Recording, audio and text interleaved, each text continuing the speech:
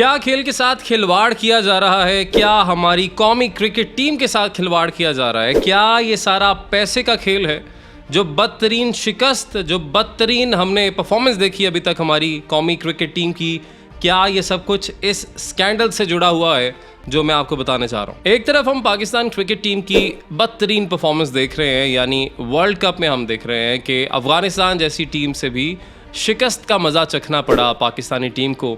और इसमें हमने देखा कि बहुत सी तनकीद की गई। तनकीद किस चीज़ को लेकर की गई? तनकीद इस चीज़ को लेकर की गई कि ऐसे लगता है कि टीम के अंदर कोई दोस्ती यारियां चल रही हैं, और ऐसा ही शायद सिलेक्शन में भी हो रहा है, क्योंकि वो प्लेयर्स भी स्क्वाड का हिस्सा उनको भी बनाया गया जो कि परफॉर्म नहीं कर रहे थे ना, जो कि ना सिर्फ एशिया कप, आप उससे पहले पीछे भी चले जाएं, पीएसएल को भी देख लें तो वहाँ पर भी उन्होंने परफॉर्म नहीं किया था, मगर उसके बावजूद उनको स्क्वाड में रखा गया एशिया कप में भी, और उसके बाद नाकिस कारकर्दगी के बावजूद उनको शामिल कर लिया जाता है वर्ल्ड कप स्क्वाड में।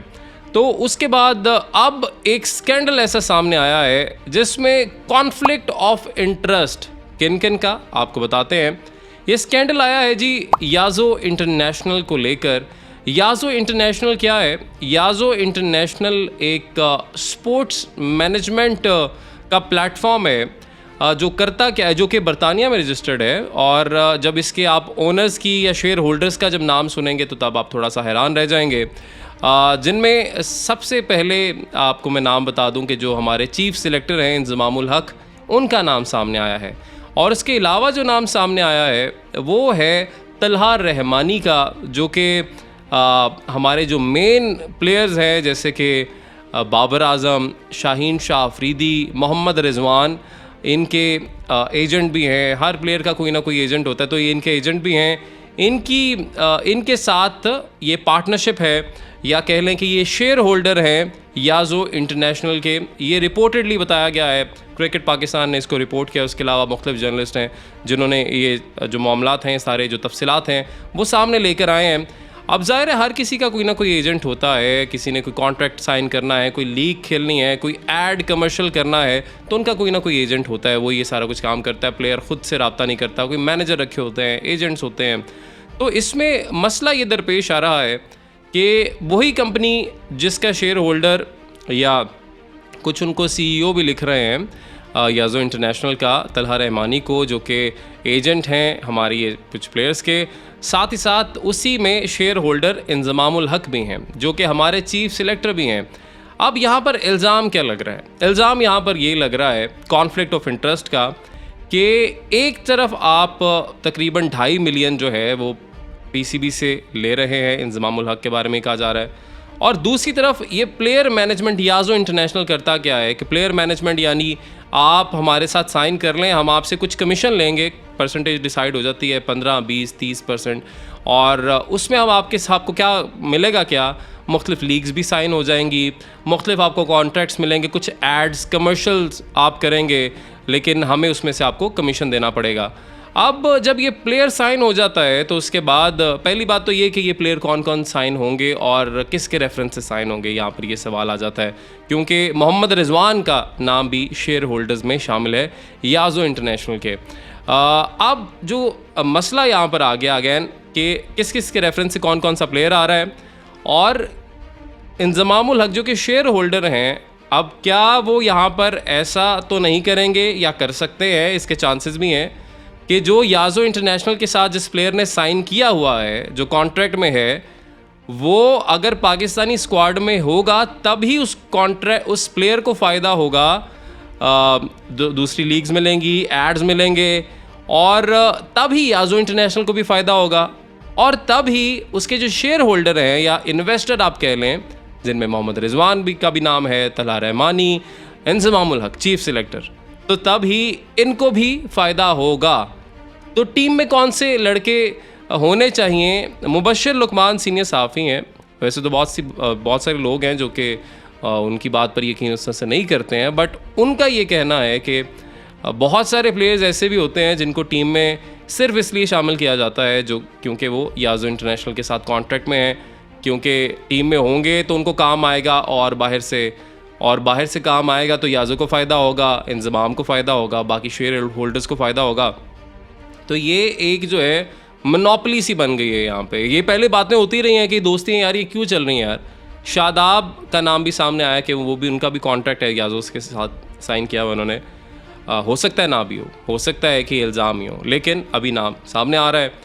शादाब की परफॉर्मेंस को लेकर बहुत ज़्यादा तनकीद की गई, मगर उसके बावजूद हमने देखा उनको मुसलसल टीम में जो है खिलाया जाता रहा, उनको टीम से नहीं निकाला गया। इमाद वसीम जो कि हमने लास्ट देखा कि CPL के अंदर उन्होंने बड़ा ज़बरदस्त परफॉर्म किया, साइम अयूब ने बड़ा अच्छा परफॉर्म किया था। और अगर हम इम्पैक्ट की बात करें, इम्पैक्ट प्लेयर्स की बात करें तो इमाद वसीम ने बड़ा अच्छा परफॉर्म किया था उसके अंदर, मगर उसके बावजूद उनको स्क्वाड का हिस्सा नहीं बनाया गया था। बड़ी तनकीद की गई थी इस बात पे कि इमाद जैसा ऑलराउंडर हमारे पास होना चाहिए था, उसका हमें फ़ायदा होता। लेकिन मुबश्शिर लुकमान के मुताबिक इमाद ने याजो से कॉन्ट्रैक्ट साइन नहीं किया, और शायद ये वजह थी कि उनको स्क्वाड का हिस्सा नहीं बनाया गया वर्ल्ड कप के।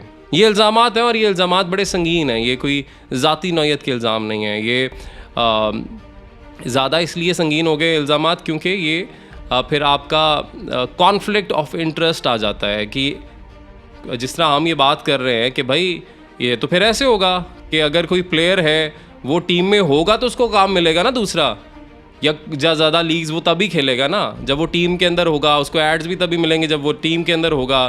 टीम में नहीं होगा तो ज़ाहिर है वैल्यू वैसे ही कम हो जाती है। अच्छा, एक और जो यहाँ पे मसला सामने आ रहा है जिस पे बात हो रही है, वो मसला ये है कि आपको याद होगा कि सेंट्रल कॉन्ट्रैक्ट्स को लेके काफ़ी ज़्यादा तनाज़ा बना हुआ था और हमारे प्लेयर्स जो हैं वो डट गए थे कि भाई हमने इतने पैसे भी लेने हैं, हमने जो PCB का यूट्यूब चैनल है, फेसबुक पेज है, उसकी जो मोनेटाइजेशन है यानी उधर से जो पैसे कमाए जाते हैं, जो कि ज़ाहिर है उन्हीं की शक्लें दिखा के कमाए जाते हैं, इन्हीं प्लेयर्स की वजह से वो पैसे, PCB जितना पैसा कमाता है वो प्लेयर्स की वजह से कमाता है, प्लेयर्स की परफॉर्मेंस की वजह से कमाता है। तो किसी हद तक कहा जा सकता है कि उनके मुतालबात ठीक थे कि उनसे हमें शेयर आप दें। फिर इन्होंने कहा कि हमें जो ICC आपको आपका शेयर मिलता है उसमें से भी हमें शेयर दिया जाना चाहिए, प्लेयर्स को शेयर दिया जाना चाहिए।